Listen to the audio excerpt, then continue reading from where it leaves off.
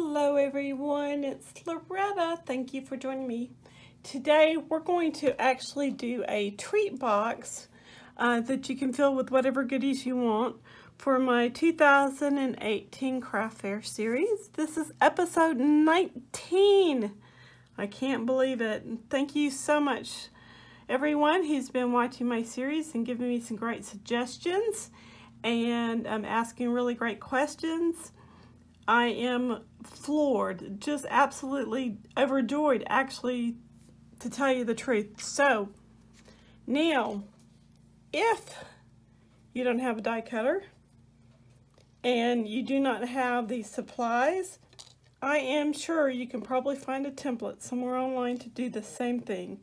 Now, with that being said, I'm also going to tell you these dies are retired. Both of them are, but something similar is on the market, especially for the little ice cream part that's going to be on our boxes.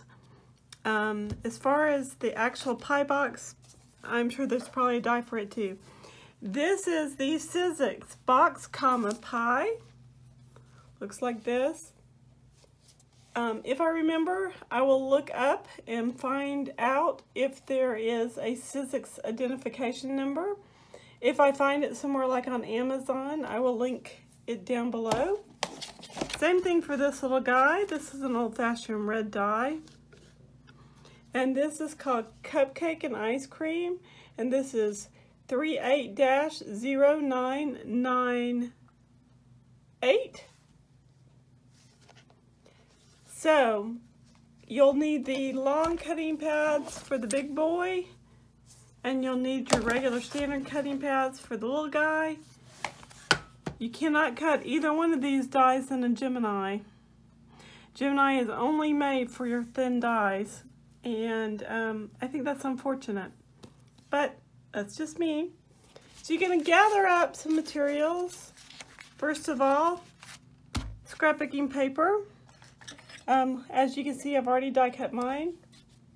Some tape. And some ink, and a bone folder. It has been a while, at least a couple of years, maybe 3 or 4, let's be honest. This is one of those dies I don't use very often, but it's also one of those dies I refuse to get rid of because I will use it. It's not one of these dies I think needs to be in that, you know, if you've had it for, you know, a year and you haven't used it, get rid of it kind of thing, because that's just simply not the case.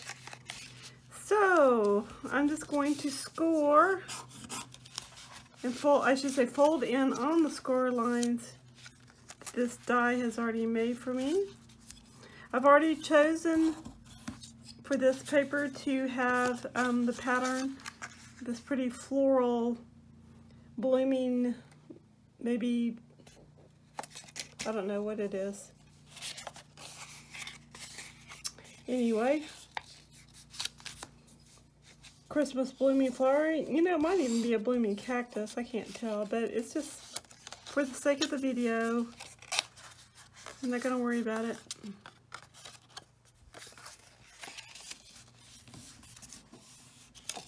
So there's the top, the bottom, and we need a closure. The piece that's meant to do this did not cut correctly out of this pattern paper. So I am just going to use a simple piece of cardstock for the closure part of this box. This is where your score tape is going to come in. And once again, show a little mercy here. If stuff gets cut out, you'll know it's because I made a mistake. Because if I fiddle with it too long, it just isn't going to work.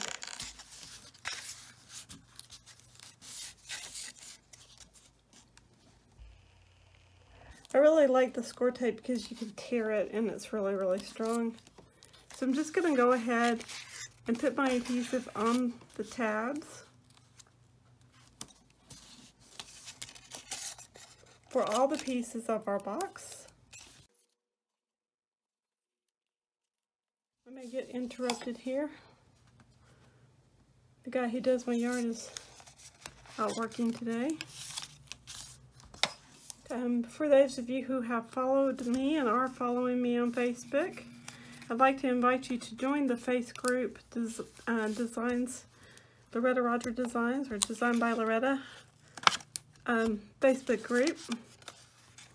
And I would like to get that a lot more active than it is, because if it doesn't start picking up here soon, I'm going to just delete it. It's just too much to keep up with. So I'm going to take my adhesive strips and go on and remove the backing paper.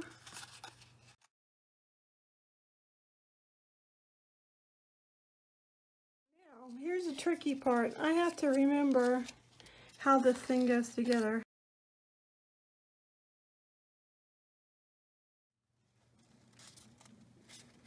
So that goes, this bottom edge goes that away. Text right there.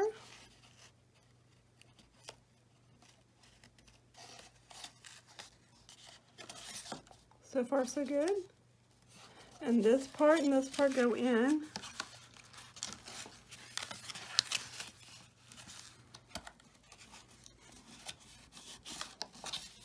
Okay. So far so good. Now this is where you could go on and remove this tape if it's going to be an actual gift.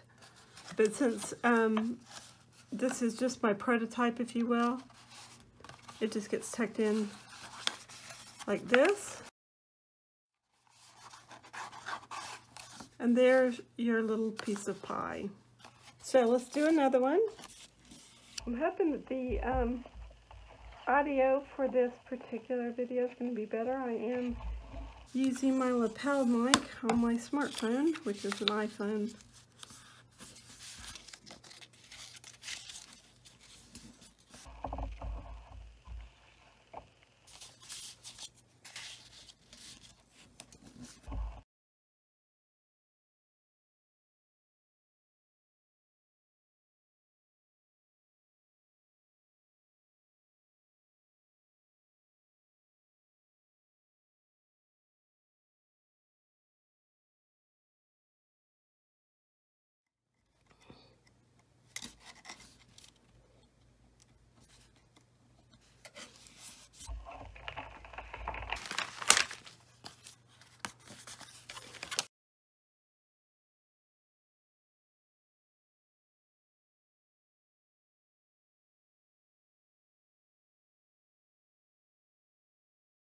Folks, now we're going to decorate this box. So this is actually pretty thin cardstock that I got from, like Hobby Lobby or Michael's or wherever. It is not good cardstock.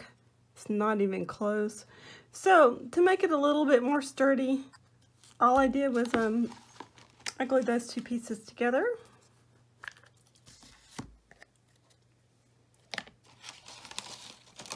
And now I'm going to use some Memento ink. This is Rich Cocoa, to kind of enhance the fact that this would be a toasted, like a sugar cone.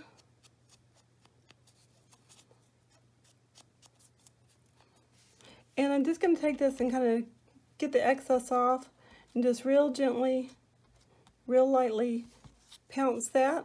I'm going to darken up these edges a little bit. You could do this with distress inks. And I do have some distress inks, but I want to use what I have. So for this piece, since it's chocolate, I'm just going to take my piece. I'm going to lay it down on my ink pad. And if you don't want to get your fingers dirty, then I suggest you use something to hold it down. But the best way to do this is kind of hold it down and use something else to push it into the ink. Just like that, and as you can see, both sides got a pretty nice equal amount. I'm also going to do the same thing to this one as I did the previous, which is just to glue these two pieces together, just so it is a little bit sturdier. You don't need to be real glue happy. You actually don't want it to do what that just did, which is ooze. Because even though this dries on the clear side, it's better for it not to ooze out, because it's hard to get it off, and even though it's clear, if it hits the light, you are going to be able to see it. So this is going to go down first, and I'm going to just decide where I want it. I'm going to have a piece of this color cut as well, since we had a little overage on our mat over here. I'm just using my fingers to apply the glue, so it goes on just like that.